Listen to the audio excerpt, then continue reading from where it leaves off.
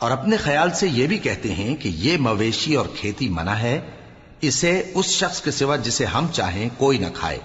اور بعض مویشی ایسے ہیں کہ ان کی پیٹھ پر چڑھنا منع کر دیا گیا ہے،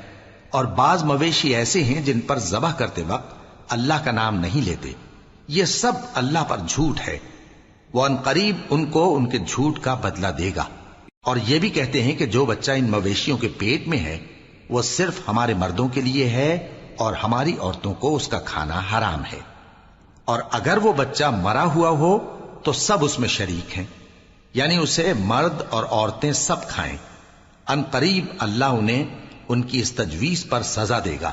بے شک وہ حکمت والا ہے، خبردار ہے۔ جن لوگوں نے اپنی اولاد کو بے وقوفی سے، ناسمجھی سے قتل کیا اور اللہ پر افترا کر کے اس کی عطا فرمائی ہوئی روزی کو حرام ٹھہرایا، وہ گھاٹے میں پڑ گئے، وہ بلا شبہ گمراہ ہیں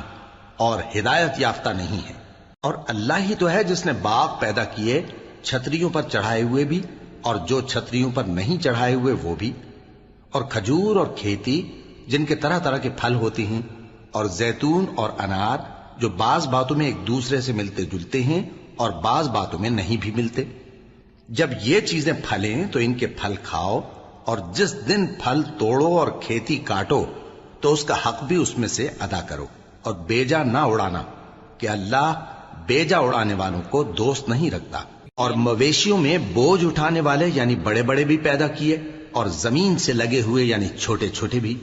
بس اللہ کا دیا ہوا رزق کھاؤ اور شیطان کے قدموں پر نہ چلو، وہ تمہارا کھلا دشمن ہے۔ یہ بڑے چھوٹے مویشی 8 قسم کے ہیں، 2 بھیڑوں میں سے اور 2 بکریوں میں سے، یعنی ایک نر اور ایک مادہ۔ اے پیغمبر ان سے پوچھو کہ اللہ نے دونوں کے نروں کو حرام کیا ہے یا دونوں کی ماداؤں کو، یا جو بچہ ماداؤں کے پیٹ میں ہے اسے؟ اگر سچے ہو تو مجھے سند سے بتاؤ۔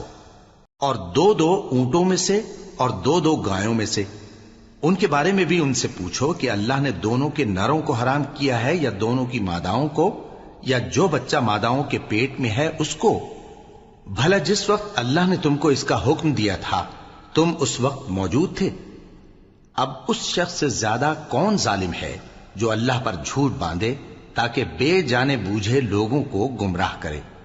کچھ شک نہیں کہ اللہ ظالم لوگوں کو ہدایت نہیں دیتا۔